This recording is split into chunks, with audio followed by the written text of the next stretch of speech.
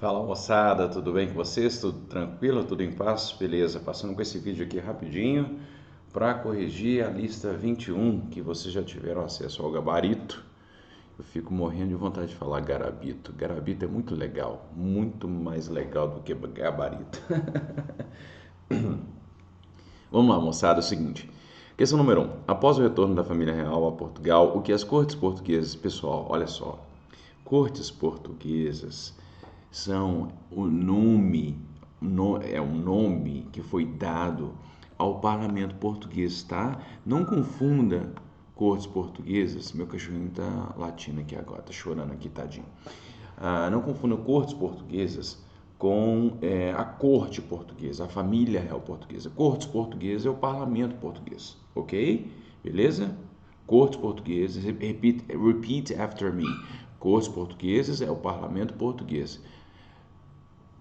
Isso.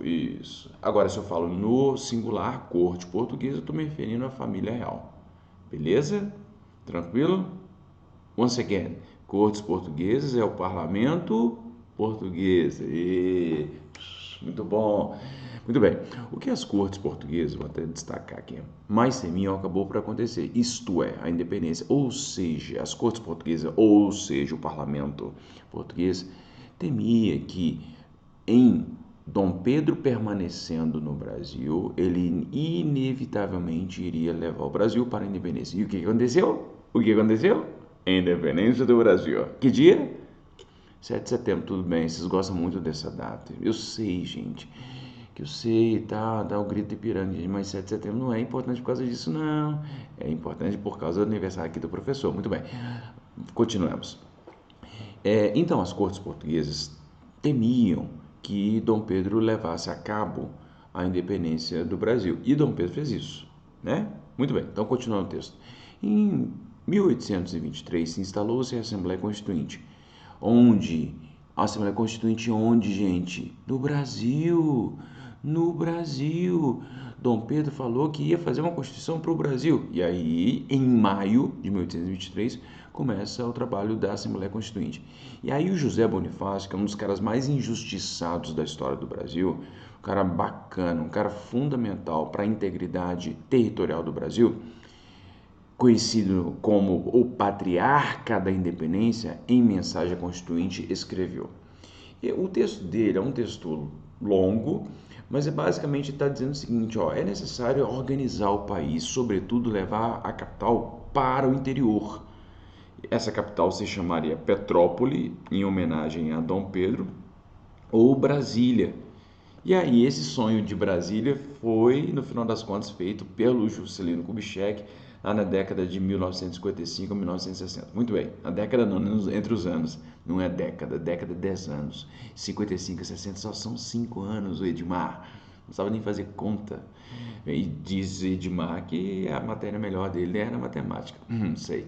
Mas enfim, o texto aqui do José Bonifácio, o patriarca da independência, está dizendo a necessidade de proteger a capital. Ele acreditava que a capital no Rio de Janeiro era muito vulnerável. Então, portanto, era necessário levar. E mais do que isso, mais importante, proteger a capital, mas, sobretudo, levar os ocupados, levar os desocupados para essa capital, para trabalhar, para arrumar serviço. Por quê? Porque no Rio de Janeiro havia uma quantidade enorme de pessoas desempregadas, homens brancos pobres, que disputavam emprego com os escravos. A situação social e econômica do país era muito ruim. Portanto, o José Bonifácio estava preocupado com essa situação.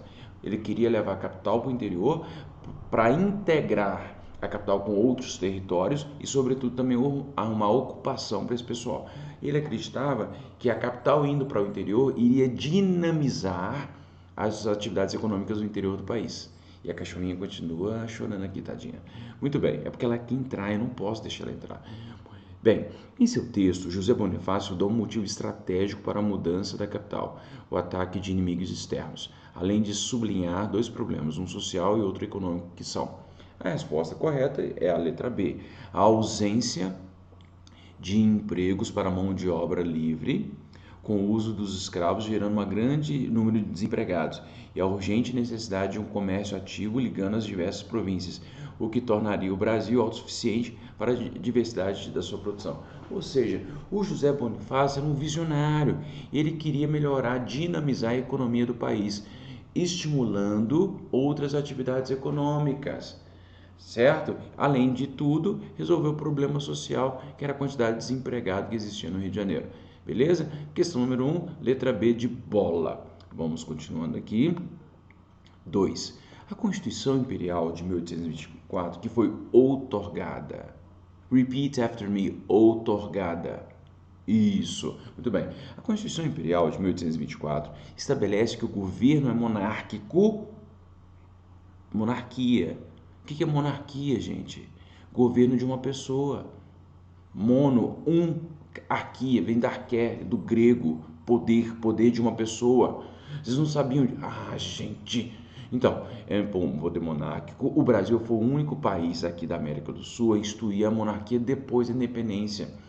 Todos os outros países proclamaram a república, só o Brasil que não. Mas não tinha. Não tinha ninguém que quisesse assim proclamar. Tinha muita gente. Tinha muita gente que queria a proclamação da república, só que Dom Pedro não deixou. República aqui não. Eu vou ser rei, vou fazer sacrifício, tá? Tudo bem. Então é a monarquia hereditária, ou seja, iria passar para o filho mais velho, tá? Constitucional. Essa palavra é muito importante, eu vou destacá-la aqui. É uma monarquia constitucional. Depois da Revolução Francesa, absolutamente nenhum rei teria a possibilidade de simplesmente fazer uma monarquia sem uma Constituição.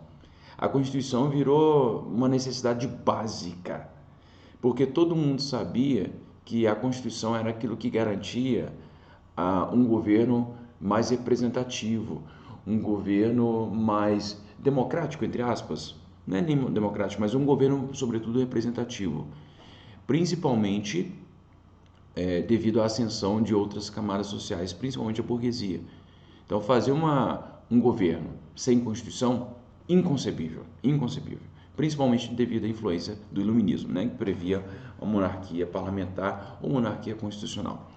Bem, constitucional e representativo, artigo 3, e que a pessoa do imperador é inviolável e sagrada, não estando sujeita a responsabilidade alguma. Aí que é a questão. Porque, por um lado, Dom Pedro, beleza, assim, eu vou me submeter à Constituição. Quer dizer, a monarquia vai ser constitucional, só que eu sou inviolável, ninguém manda em mim, eu sou sagrado, ou seja, o velho e bom direito divino dos reis, que o rei sabia de tudo, ele era representante de Deus, a pessoa é sagrada. Gente, como é que uma pessoa é sagrada? Você sabe muito bem que o apelido de Dom Pedro era Demonão, né? Como é que a figura dele é sagrada, gente? Enfim, esse é assunto para depois. Comente esses textos constitucionais definidores da monarquia brasileira.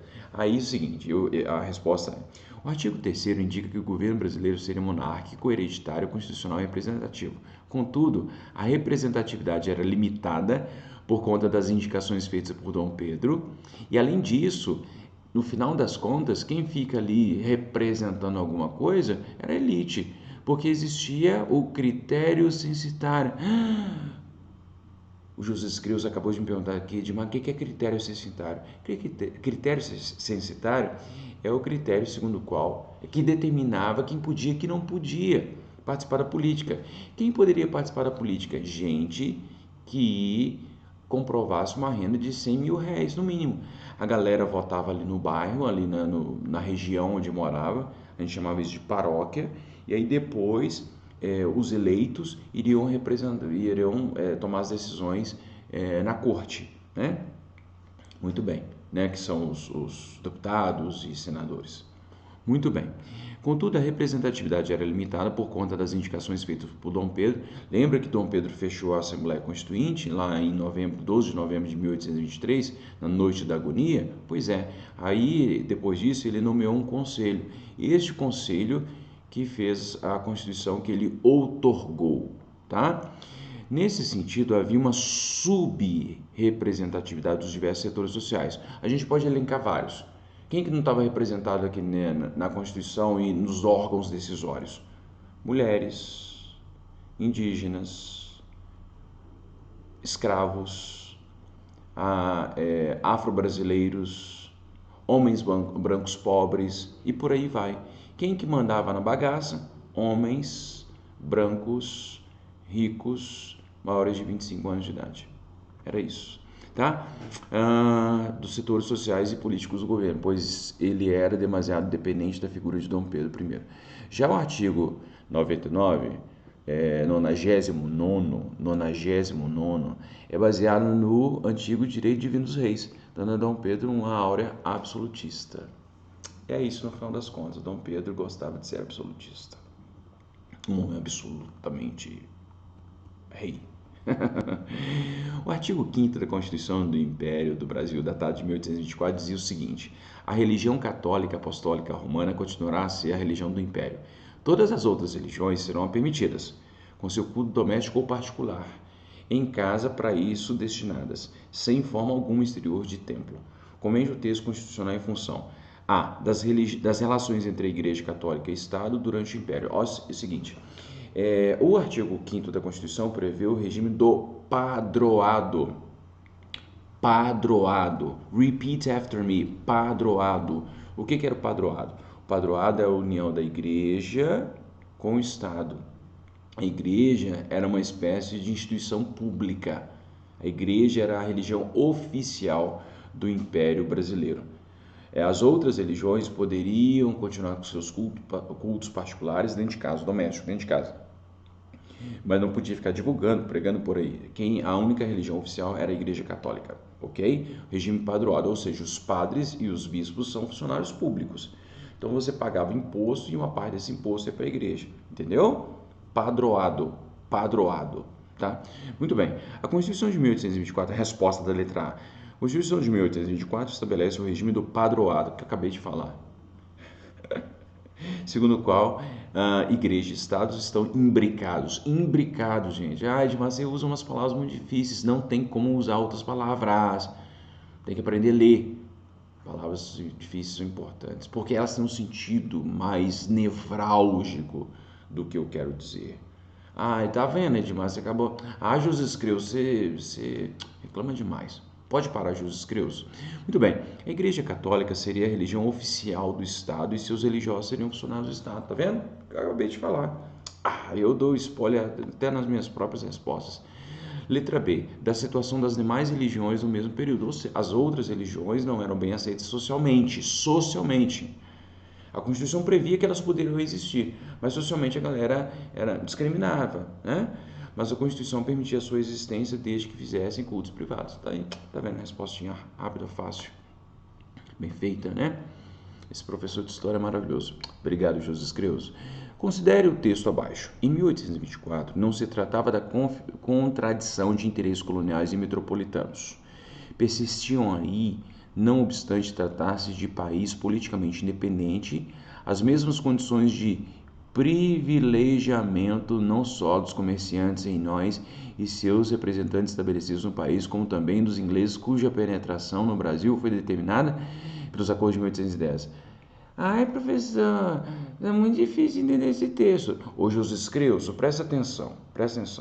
Se você ler uma, duas vezes e destacar as palavras mais difíceis, você vai entender. Calma, isso aqui é documento, tá? E aí é difícil mesmo, porque o vocabulário antigo era difícil, era diferente, entendeu? Mas tem que ler. José Creus, se você não ler, você não vai aprender, entendeu? Entendi, tá bom, então vamos lá. Sobre a Confederação do Equador. Não, eu quero falar um pouquinho mais sobre esse texto, que esse texto é muito importante, tem muita coisa aqui. Vamos lá. Em 1824, não se tratava da contradição de interesses coloniais e metropolitanos. O que ele está dizendo é o seguinte, é que nada mudou, gente. Mesmo com a Constituição, o povo rico continuava mandando, o povo pobre continuava pobre, a elite continuava tendo certos privilégios. Mas, Edmar, você falou que fechou a Constituinte. Eu sei, José Creus, eu sei que fechou a Constituinte lá, a Assembleia Constituinte. Mas a elite continuou ali, sabe? Perto ali, tomando as decisões. tá? Então a gente nunca pode perder de vista o fato de que o projeto político-social do primeiro reinado privilegiou determinadas classes sociais em detrimento de outras, tá? Nunca perca isso de vista. Continuando. Persistiam aí, não obstante tratar-se de país politicamente independente, ou seja, o que representou 1822 para o Brasil? A independência política. Eu estou insistindo muito nesse ponto. Vou até destacar aqui uma cor bonitinha. Que cor bonitinha que eu posso usar?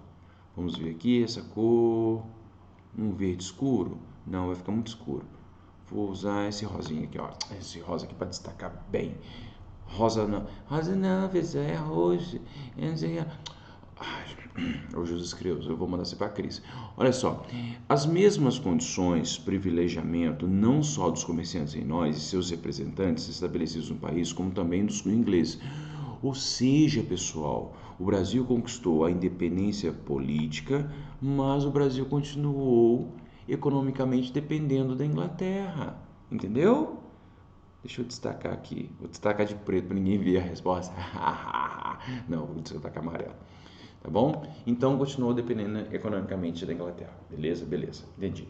Agora a gente vai falar a questão, a introdução é para contextualizar, mas a pergunta é sobre a Confederação do Equador. Ai, Dimas, você falou que vai explicar. José Creuso, para, que eu estou perdendo a paciência. Eu sei que eu vou explicar hoje para os meus coleguinhas aqui, mas eu já vou dar um spoiler aqui no exercício, entendeu? Porque eu dou o exercício, aí o aluno vai, você, José Creuso, deveria ter feito o quê? Deveria ter lido o livro. Porque aí quando eu explicar, você, mas entendi, já tinha lido, então entendi. Tá vendo como é que o professor trabalha já de forma antecipada? Isso se chama sala de aula invertida, meu caro. Você não sabia isso, eu te ensinando. Muito bem. Sobre a Confederação do Equador, é correto afirmar que, letra C, a dissolução da Assembleia Constituinte pelo imperador Dom Pedro foi interpretada como um ato de recolonização pelas elites senhoriais pernambucanas. A elite senhorial, a elite pernambucana estava com raiva de Dom Pedro, porque Dom Pedro, ao abolir a Assembleia Constituinte, demonstrou que ele, no final das contas, queria ser absolutista. E a elite pernambucana temia que o Brasil fosse recolonizado. Por isso, um efeito colateral direto do fechamento da Assembleia Constituinte foi a Confederação do Equador, que eu vou explicar hoje. Tá bom, Jesus Cristo? Eu vou explicar hoje. Beleza. Tá bom, então. Ó, S2 para você. Então, questão 5. Então, a questão 4, a letra C de Creuso. Muito bem. A Confederação do Equador, Pernambuco 1824, foi um movimento regional de grande relevância na crise política do primeiro reinado. O movimento pernambucano radicalizou-se de forma notável, incluindo reivindicações de caráter popular no confronto com o poder imperial.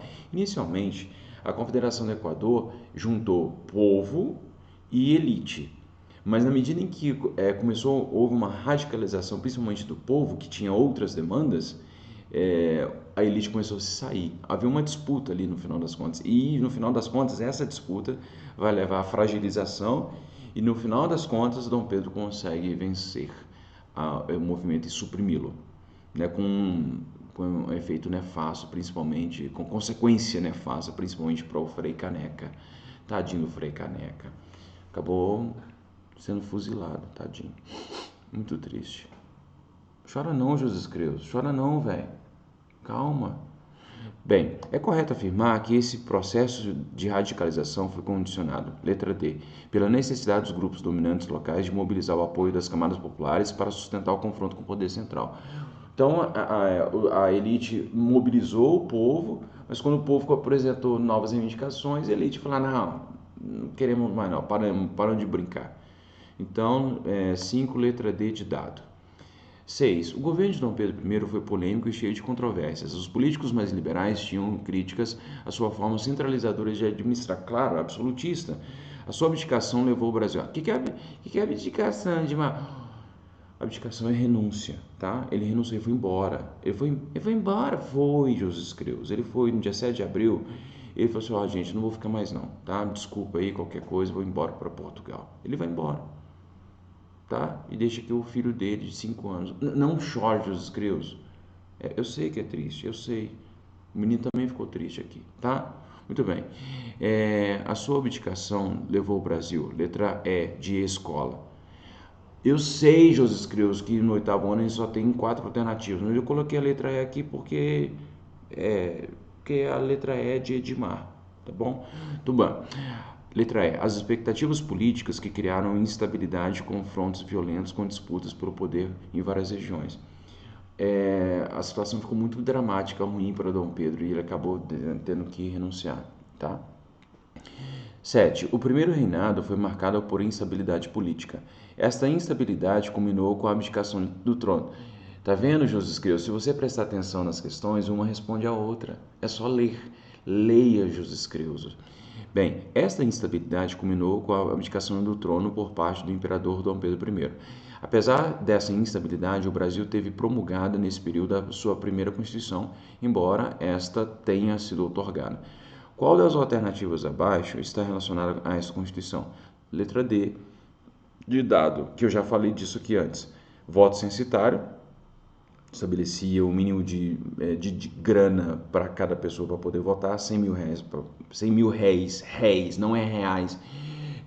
José Creuso, não é reais, é réis, tá? Repeat after me, réis. Isso. Bem, eleição indireta, ou seja, você não tinha eleição direta para o senador, você iria eleger algumas pessoas e essas pessoas iriam eleger deputados e senadores, tá bom? E criação do poder moderador. Poder moderador é aquele poder, né, Dom Pedro I, que intervinha em outros poderes. Então, letra D de dado.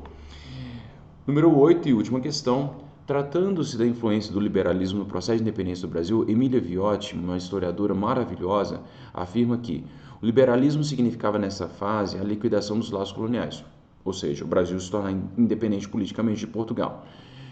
Mas você falou muito rápido, então tá bom, eu vou repetir. O liberalismo significava nesta fase a liquidação dos laços coloniais, ou seja, o Brasil se torna independente de Portugal. Ok? Então tá. Não se tratava de mudar a sociedade e reformar a estrutura colonial de produção, ou seja, a mudança política não significou mudança social e econômica. Você já falou, nós os escravos. Eu sei que eu já falei, mas eu estou insistindo, por quê? Porque de repente isso pode cair na diagnóstica, entendeu? Estude. Bem, de acordo com o texto, acima, cite 3 características do liberalismo na Constituição de 1824. Na Constituição. Se eu pedir liberalismo, você não vai falar de John Locke, não, José Creuso. Você vai falar da Constituição, que expressa as ideias da historiadora. Uma ideia: manutenção do trabalho escravo. Olha lá, tá? Do liberalismo brasileiro, né? Manter a força produtiva, escravocrata. Permanência da grande propriedade, os grandes latifúndios. E a centralização monárquica. Nosso liberalismo era tudo avacalhado, tudo ao contrário. Mas você poderia também acrescentar aqui a questão da liquidação, ou seja, finalização dos laços coloniais. Seria também mais uma ideia. Tá bom? Então é isso, moçada. Essa é a correção da lista 21 do primeiro reinado.